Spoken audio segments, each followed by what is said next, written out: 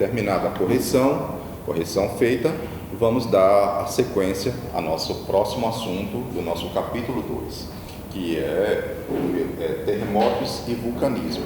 Tá? Então, você já sabe, na aula anterior, antes do perfil do solo, da importância do solo, eu já comecei a falar para vocês um pouco sobre esse tema, que é o terremoto e o vulcanismo. Eu falei que terremoto é quando acontece algum tremor de terra na placa continental, ou seja, na crosta continental. Aí chamamos de terremoto. Quando acontece isso na crosta oceânica, aí damos o nome de maremoto, tá? Lembrando que os dois, ou seja, maremoto, terremoto, a única diferença é que uma ocorre na crosta continental e a outra ocorre na oceânica. Tudo bem. Mas a origem é a mesma, tá? A origem é o que chamamos de epicentro, ok? Que estão, ou seja, terremoto e maremoto, ou terremotos e vulcanismo, estão atrelados ao deslocamento de placas tectônicas, né? Ao deslocamento de placa tectônica. Tá? Então vamos rever. Já sabemos também que a origem do terremoto está ligada ao movimento de placas tectônicas, que são três aí: o convergentes, o divergentes e o transformantes. São os três tipos de placas tectônicas, né? Movimento de placas tectônicas, como está aqui. Eu espero que você esteja vendo. Então, o deslocamento de placas tectônicas sobre o manto é o material, é a segunda camada do interior do planeta, tá? Que é ali onde chamamos de manto. Então, nós estamos na crosta, depois manto e núcleo, que é onde está o magma, tá? O magma, e depois, em contato com a atmosfera, chamamos de lava. Então, nessa segunda camada do interior do nosso planeta, é o que chamamos de manto, é ali que se encontram as placas tectônicas. Ah, mas aí, professor, eu também ainda não entendi o que são placas tectônicas. Placas tectônicas, segundo os estudos geológicos, são grandes blocos rochosos, tá? De rocha. Funcionam como se fosse uma laje gigantesca, né? Tá? a nível do planeta, né? Que aí ela fica flutuando sobre esse material que chamamos de magma, ali na parte do manto do planeta. Então vamos lá. O deslocamento das placas tectônicas sobre o manto devido às correntes de convecção ocorre as diferenças de convergentes, divergentes e transformantes. Esse deslocamento origina vibrações de terremotos na crosta terrestre, denomina-se também de abalo sísmico. Deslocamento também permite a liberação de magma ao atingir a crosta terrestre, que gera atividades vulcânicas. Tá? Então, é o que eu acabei de explicar para vocês desde a aula passada, que nós temos a placa tectônica sobre o manto, né, e as correntes de convecção, que é o sentido do magma do interior do nosso planeta, né, que vai originar o terremoto. O terremoto nada mais é do que o tremor, né, é o tremor da placa tectônica, que consequentemente é o mesmo que nós estamos em cima. Como nós estamos na placa americana, que é o continente americano, em cima, né, na parte externa, aí nós viemos a sentir um exemplo, né? Se isso aqui no Brasil tivesse terremoto, né? Não é o caso, tá? Então, mas só para vocês entenderem a origem do terremoto. E aí é causado pelas correntes de convecção, né? Corrente de convecção, que é o sentido do magma terrestre. E aí a placa, ela pode ocorrer três caminhos, né, que são os três movimentos: os convergentes, que têm os sentidos iguais, convergentes, sentidos opostos, e os transformantes, que vão transformando aí o relevo terrestre, né, até pode criar, no caso do transformante, ele pode criar uma fenda ou criar uma montanha, levantar uma montanha. certo? Então aí está a origem do terremotos, né, ou atividades vulcânicas. Tá? Ainda se falando, né, desse movimento, né, aí aqui vai abrir uma brecha, uma lacuna, e por esse espaço, então imagina que minha mão aqui seja duas placas tectônicas. Então ocorreu aqui um movimento devido à temperatura, né, aí vai sair, e aí vai sair, expelir o material, que chamamos de magma terrestre. Então é desse jeito que ocorre uma atividade vulcânica. Terremotos.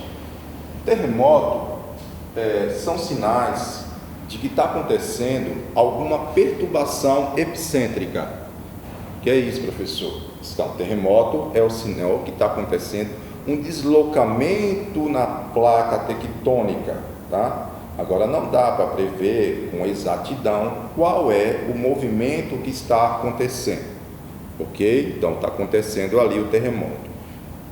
E isso quando nós falamos em terremoto, porque ocorreu na crosta continental, mas a origem pode ser variada também, tá? Ok, então vamos ver aí. Terremotos são sinais de que a crosta continua se deslocando e pode ocorrer tanto na crosta oceânica quanto na crosta continental. O ponto de origem de um terremoto no interior da Terra é chamado de epicentro, tá? Então, o que é o epicentro? O epicentro é o ponto de origem, mas como assim? Ou seja, o local de exatidão de onde originou o terremoto, tá? Por quê? Vamos supor, eu já falei para vocês que no Brasil, ele não tem, a placa americana, ela não é fragmentada, ela não é rachada, né? Ela é uma só, ela é única, ok? Então ela é única. Então, quando acontece, e sempre acontece em algumas regiões ou estados do Brasil, são sentidos alguns tremores, né? São sentidos alguns tremores. Quer dizer, então, mas aí, quer dizer, vamos supor, lá no Paraná, lá no Paraná foi sentido um terremoto, a terra mexeu, né? Aí que nós, por exemplo, deu 3,2 graus na escala Richter, que eu já vou falar para vocês o que é escala Richter, né? Ou seja, as lâmpadas dos prédios de apartamento só começaram a balançar, né? Mas poucas pessoas sentiram, mas de fato, né, nessa escala que registra a intensidade do terremoto, registrou sim, mostrou que a terra aqui no Brasil, no estado do Paraná, tremeu. Mas não quer dizer, então, ou seja, que no Brasil ocorreu um terremoto, entre aspas, não. Então pode ser que que ocorreu esse tremor aqui, que chamamos de terremoto, mas o epicentro não foi aqui no Brasil, que é o epicentro, é o ponto de origem do terremoto. Quer dizer que o epicentro foi onde? No local onde ocorre encontro de placas tectônicas, tá? Então, o epicentro, que é a origem do terremoto, ele geralmente ocorre no encontro de placas tectônicas. Pode acontecer, então, nos limites, né, da placa americana, que pode ter acontecido na Dinástica, aqui na parte oeste, ali no Chile, ou seja, próximo ao oceano, no Oceano Pacífico, ou então no mesodorsal, né, que isso aí seria mais longe para a gente poder sentir. Então teria que acontecer um tremor mais forte, ou seja, um impacto mais forte, tá, para poder nós sentir. Mas seria no mesodorsal, que é onde ocorre uma falha geológica das placas tectônicas entre a placa americana e a placa africana. Então, nessa região, aí sim acontece o choque entre as duas placas, que chamamos também de epicentro, que é a origem do terremoto ou a origem do vulcão. Então, tá? Aqui está epicentro, ou seja, aí nessa imagem aparentemente está um movimento de transformante, né? Porque uma placa ela levanta, ela fica maior do que a outra, né? E aí ele vai abrir, né? E aí sair o material que até então chamamos de magma vulcânico, né? Pode mais tarde, depois que ele é expelido, aí chamamos de lavas vulcânicas, tá? Porque ela vai abrir e abrir essa brecha, tá? Então, mas vale lembrar também que não esqueça que o que faz as placas tectônicas se movimentarem é sempre o aumento da temperatura do magma da Terra. Então, é por o magma ser muito quente, a 6.000 graus Celsius, que vai fazer com que as placas tectônicas se movimentem, ou seja, vai originar algum tipo de movimento, que são 3, que nós vimos na aula passada, são 3. Vou repetir: convergentes, divergentes e transformantes. São originados pela alta temperatura do núcleo do planeta, certo? Para vocês entenderem, mas isso é capaz? Sim. Eu usei um exemplo na aula passada também, né? Que quando tem uma panela de arroz na cozinha da mãe de vocês, que quando começa a fervura, o que acontece? A tampa, né, não começa a trepidar, não fica trepidando, não é isso? Balançando, né? E às vezes até derrama também a água, né, o que tiver dentro, né, sai pela tampa e derrama. Então esse é o mesmo processo que acontece com o nosso magma, com as placas tectônicas, que por esse derramamento aí da panela, que seria o natural da nossa Terra, que chamamos então de terremoto. Está claro aí para vocês a origem do terremoto? Espero que vocês tenham compreendido, ajudado um pouco, tá certo? Tá. Então vejamos aqui o que temos em seguida. Tsunami. O tsunami é uma palavra japonesa que significa onda gigante. Onda gigante.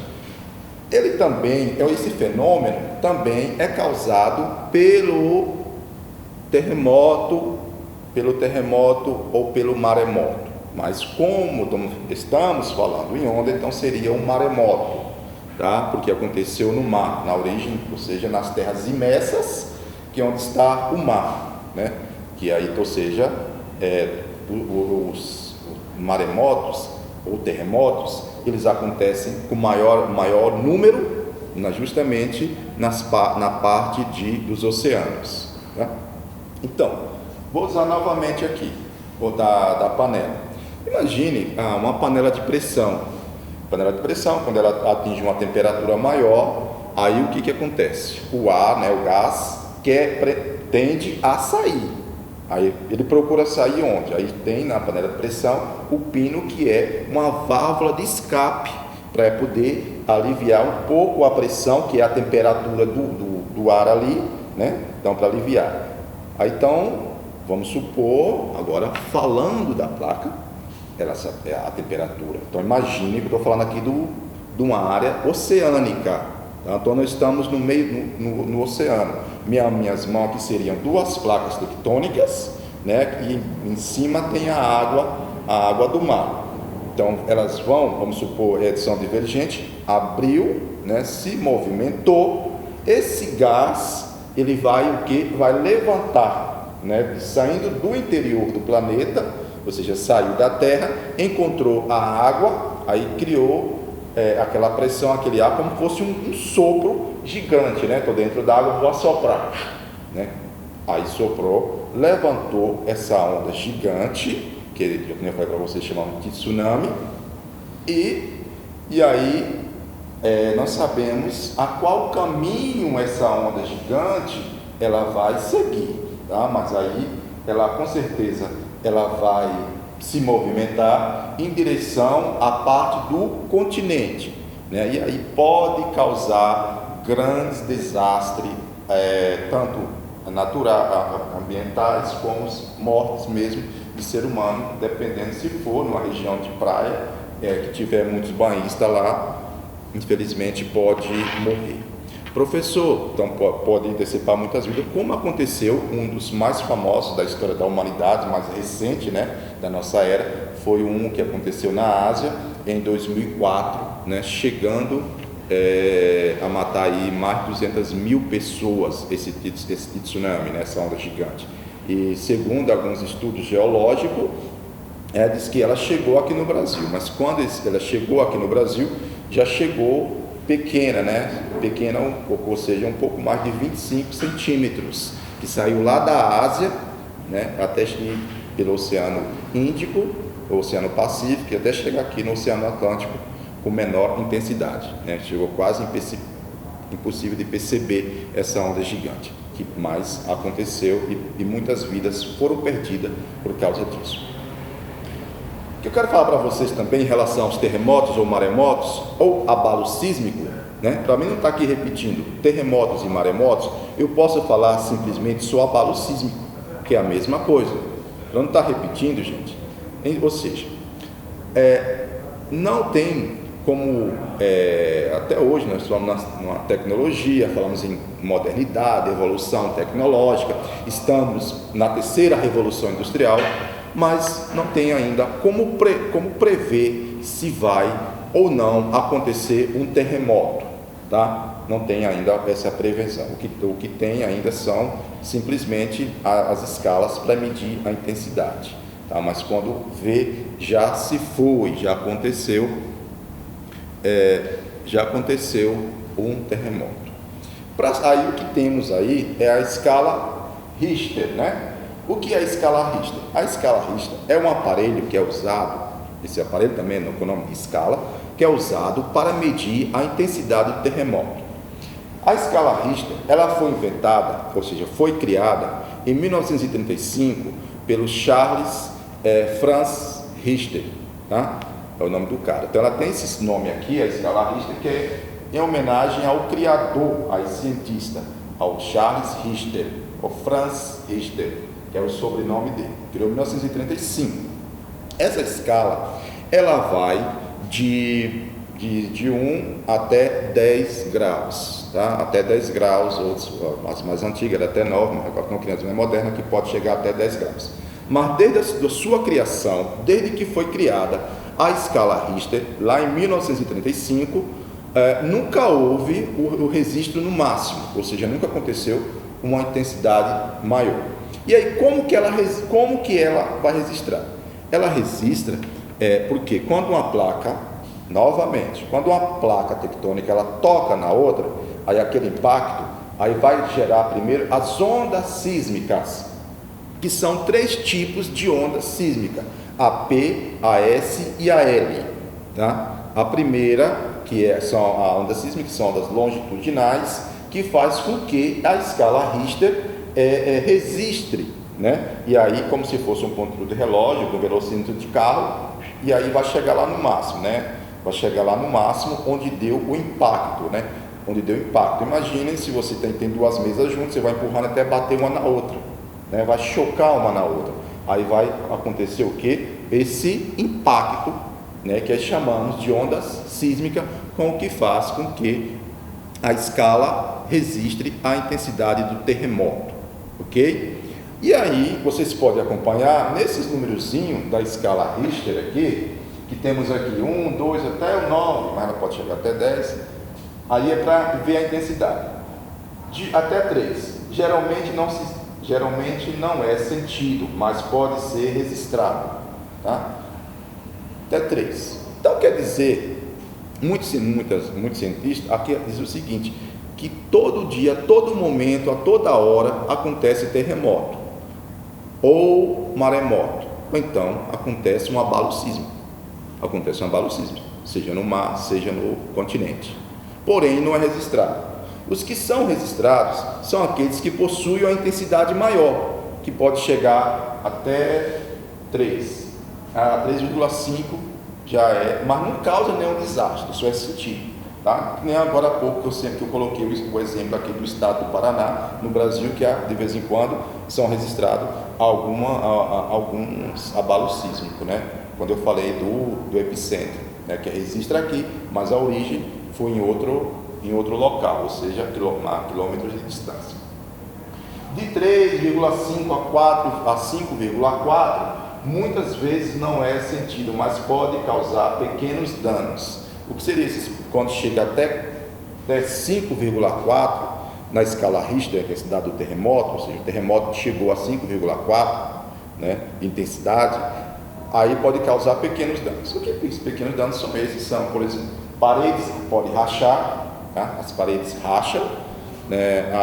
Ou algumas pessoas ficam meio tonta, né? Com sintoma de náuseas, né? Mas não chega a causar perder vida. Aí quando um terremoto chega a 5,5 ou até 6 graus na escala Richter, ocasiona pequenos danos de construções, né? Ou seja, algumas casas podem cair, né? Pode cair, né? Principalmente em países pobres, em países subdesenvolvidos, onde as estruturas dos prédios ou das casas, elas não são feitas pensando em um terremoto, por exemplo, né? Como foi o caso do Haiti, que aconteceram vários terremotos em 2010, né? Que até hoje o país, por ser um país pobre, um país subdesenvolvido, ainda não conseguiu se reestruturar, se reerguer, tá? Então, um dos países pobres é um dos países que mais sofre com os terremotos. Nos países mais ricos, não. Os países mais ricos, eles, principalmente agora, a engenharia ou seja, os engenheiros já constroem os prédios, os edifícios, já pensando nos terremotos, como é o caso do Japão. No Japão, os prédios na base, ou seja, a base é o que nós chamamos aqui de alicerce, que fica no solo, né, já colocam umas molas, né, então já prevendo um possível terremoto. E se dependendo até uma intensidade maior de 7 graus, 7 ou quase 8, não há quase nenhum danos no Japão. Por quê? Porque lá os prédios, ou seja, as construções civis já são construídas já com esses fins, né? Já preparada para isso. E o Japão é uma área também onde acontece terremoto o tempo todo, tá? Ou maremoto acontece. Agora chegando aqui, quando é maior, o 8, muito forte, causa destruição total no local atingido, né? Ou seja, aí já pode acontecer mortes, né? Muita gente morre com a intensidade de um terremoto, ok? Então, escala Richter, aqui está a escala Richter, para fechar para vocês, é o que mede a intensidade de um terremoto ou maremoto, né? Ela vai de 1 até 10, né? E aí, mas lembrando a vocês que desde que ela foi criada em 1935, ainda não chegou no máximo, tá? Na história da humanidade, ok? Aí nós temos agora aqui um desenho que configura o vulcão. Aí o que seria isso aqui? Para vocês entenderem a parte do vulcão, tá? Aí está enumerada, desculpa, olhar para cá. Aí está enumerado em 1, 2 e 3, né? O que diz o 1, que é a parte do vulcão, o magma se origina na astenosfera parcialmente sólida. A 1 é essa aqui, é onde está a origem do vulcão. Depois 2, que também aqui chamamos de câmara magmática, tá? Acende por um sintoma de escaneamento, né? de aquecimento do magma. Depois vem o 3, que aí já é cadê aqui? A seta 3, não consigo chegar aqui exatamente no local, mas ela é a erupção de lavas. Aí no número 3, vocês observam que já acontece com o nome de lavas, ou seja, ela já está com mais fria. E aqui, para mostrar aqui, nessa parte aqui, ó, quer dizer que nem todo magma ele é expelido, ou seja, ele sai do interior da Terra, tá? Algumas delas, da parte do magma, ela fica dentro, né? Que aí tem um resfriamento interno que vai originar outras rochas, que nem o mármore, o granito e assim por diante. E depois temos também a parte 4, que é onde se acumula a superfície para a tomada de vulcões, que é essa aqui, onde acumula, e também chamamos de chaminé, né? E a chaminé é onde saem os gases os gases do vulcão, tá? Que são tóxicos, ok? Pois é, né? Então tá aí, eu espero que vocês tenham entendido a nossa aula de hoje, né? Que falamos de terremotos e vulcanismo, ok? Então, agora vocês só vão responder os exercícios aí da página 42 e 43, beleza? E na próxima aula nós fazemos a correção. Tenham todos um bom exercício, bom estudo e um bom final de semana, e até a semana que vem.